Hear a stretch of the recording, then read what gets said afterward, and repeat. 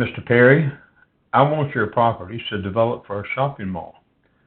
How much do you want for it? Well, I'm sorry, but it's just not for sale at any price. Well, I'll see about that. A little later on, there's a meeting of the city council, and then they order a town vote in regard to my property. After the vote, the majority of voters have voted that I will surrender ownership of my property and turn it over to the developer for the benefit of the community. And in addition to that, I am not even going to be reimbursed for my property. Sound unfair? Unconstitutional? No way that could happen? Well, it could be true. If we lived in a real democracy, such a thing could happen. Hi, and welcome to the Sword of Truth. I'm John Perry, your host, and this is another episode looking to reveal the truth behind the news media, advertising, internet rumors, Hollywood and TV, government cover-up, and society's agendas. All too often, I hear or read online people discussing our government and claiming that we are democracy and that things like the Electoral College are wrong and our Constitution is out of date and needs to be rewritten and updated. Well, the fact is, most people really have no idea what form of government the United States is based on and why we're based on that form. We are, in fact, a republic, not a democracy, but a republic. And that's what the Founding Fathers chose, and they chose it for good reason.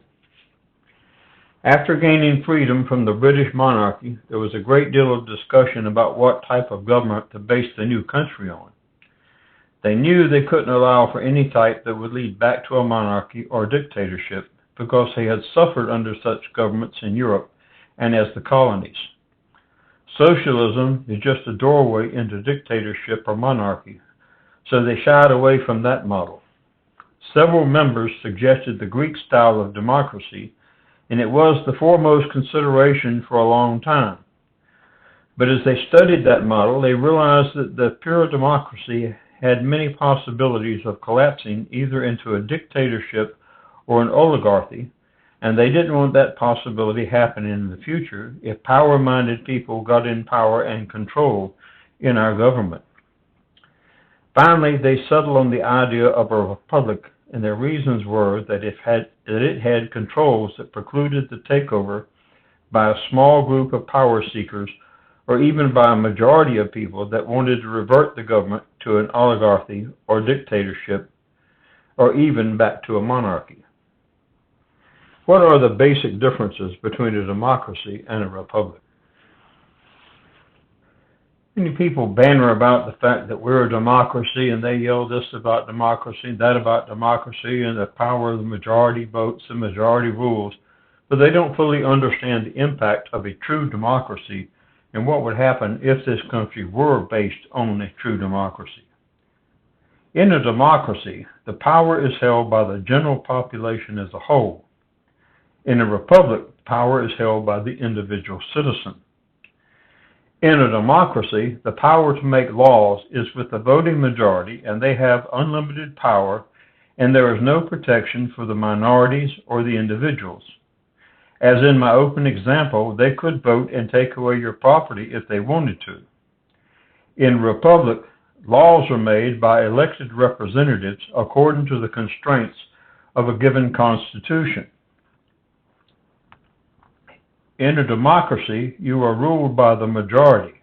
In a republic, you are ruled by laws made by elected officials in accordance with a governing constitution. In a democracy, your rights can be overridden by a vote of the majority. In a republic, the Constitution protects and guarantees the rights of all people from the will of the majority. And that's important because sometimes the majority may be sided in one direction, which would overrule the minority or an individual, but the Constitution provides for those rights and privileges and protects that individual or small minority. In some sense, we can be described as a representative democracy, but the rights and privileges of citizens and states are guaranteed by our Constitution and the amendments thereof. One of the systems of our republic that has been under attack recently is the Electoral College. This has been attacked as being unfair because it is possible and recently occurred that a candidate for president may not get the majority of the popular vote, but may still win the presidency by gaining the majority of the Electoral College votes. While this situation is rare, it does occur, and the reason for the Electoral College is to prevent states with extremely large populations from controlling the national elections. The Electoral College allows for equity across the 50 states by granting electors based on how many members of Congress each state has, rather than basing it on their actual population. The idea of disbanding the Electoral College would possibly create a situation where a small handful of large states with a heavy concentration of the population could end up controlling who is elected president and put into power certain parties and keep them in power so that they actually become a dictatorship or oligarchy and control all the other states. This was what the Founding Fathers sought to avoid by creating the Republic and putting in place the controls that the Republic has with things such as the Electoral College. I want to pause for a minute here and do my little internal housekeeping that I normally do, and remind you that if you have any comments, any suggestions, any ideas, that this program is your platform as well as it is mine. And if there's anything that you want to promote, suggest, or bring to my attention, you can do so by going through my email, which is swordoftruth13@yahoo.com. That's swordoftruth13, that's 13, @yahoo.com. And I welcome your comments and ideas, and I'll be open to discussions on any points, either those we have discussed now or in the future, or any ideas and suggestions you may have for future programming. I want to remind you that this is your platform as well as mine. Now back to the government as we were discussing it. The idea of rewriting the Constitution falls in the same category as the idea of doing away with the Electoral College. Fortunately, our Founding Fathers spent a great deal of time and educated thought into writing our Constitution and selecting our government style, and it has lasted very effectively for 250 years with only a few amendments. And many of those amendments have been revoked because they were only necessary in a given period of time for given situations. One example was some of the amendments that were placed in during Prohibition era.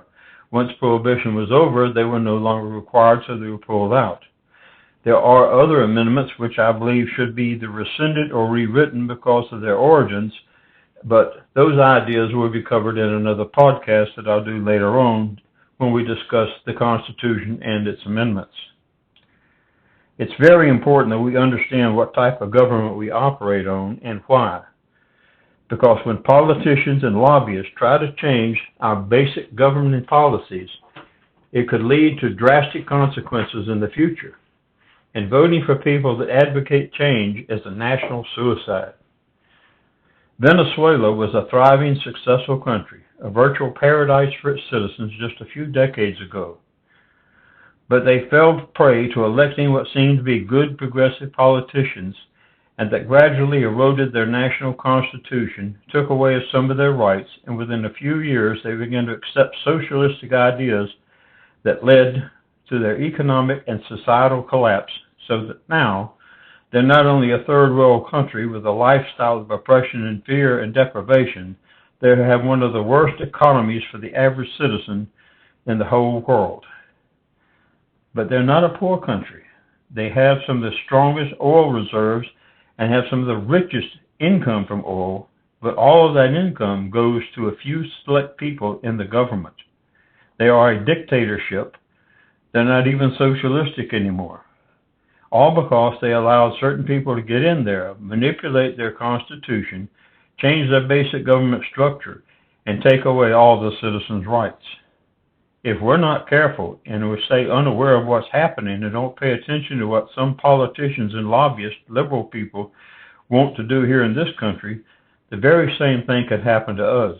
and it can happen quickly if you don't pay attention. Democracy is deadly if it's used to benefit a chosen few. That's why we are and must remain a republic, because under a republic, the benefits of a democracy, the voting, the majority making selections, is used judiciously. But the benefits of the republic, wherein a constitution and elected officials protect the rights of the individual citizens and the minority, remain fixed in place. That's why I continually advocate that you think objectively, that you think open-mindedly, and you think critically. And I thoroughly encourage you to research information on topics that you care about, especially when it comes to the voting and governing of this country. Make informed decisions on the topics based on your ideas and not on someone else's ideas or input. Not mine, not the school you attended, not on what the news tells you, not on whatever political party you're a part of or whatever agenda that you seem to be a part of, but on your own ideas, research, and information that you discover. We must start being free thinkers and then start comparing notes and looking under the facade of the news and society's agendas throw at us. We have to stay aware, and we have to realize that our government system of being a republic it was selected by our founding fathers and is the best system in the world because it precludes a dictator from taking over. Some people don't like Trump and some of the things he's doing now, and they use terms like Hitler and fascism and dictator, but he's not. The controls of our Constitution prevent him from doing the things that would make him a dictator. He's simply exercising presidential privilege, using presidential executive orders in lieu of certain legislative action, pending legislative action. And that is not unconstitutional. But it can be overridden by legislative actions through the Constitution. What you have to do is stay alert, pay attention, and make sure you vote the right people in. Just because they fit with the party that you grew up with or your parents grew up with doesn't mean that they're right. I would point out here that if you look at the names of the party, it might show you in what area they lean. Democracy, as it is as a pure form of government, puts the majority in control, overriding the minority and taking away their rights and privileges, where the republic protects the rights and privileges of the individual with a constitution. Think about what party names reflect. Once again, I want to remind you that we have an email that you can reach me with. It's swordoftruth13@yahoo.com. And also, before I close today, I want to again thank you for supporting my podcast by listening to them in the numbers that you have. We've been on the air less than 3 weeks, and already we've crossed over the 1,000 podcast downloads, which was pretty much, I won't say it's a record, but it's an unusual speed what we've achieved in getting listeners. And it's been because you have been loyal and faithful, and apparently I've been putting out things that are of interest to you.